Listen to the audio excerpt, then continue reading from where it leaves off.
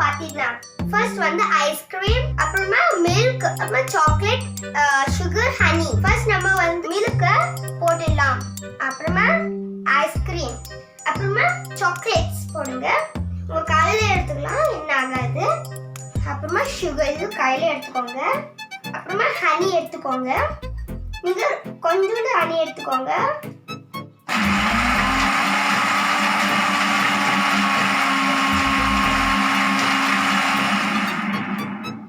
அவ்வளவுதான். ரொம்ப ஈஸியான மில்க் ஷேக் குடிச்சு பார்க்கலாம். சூப்பரா இருக்கு. நீங்க வேணும்னா ஐஸ் கியூப்ஸ் கூட சேர்த்துக்கலாம். நான் சம்மர் டைம்ல நீங்க ஐஸ் கியூப்ஸ் சேர்த்தீங்கன்னா ரொம்ப நல்லா இருக்கும். பை.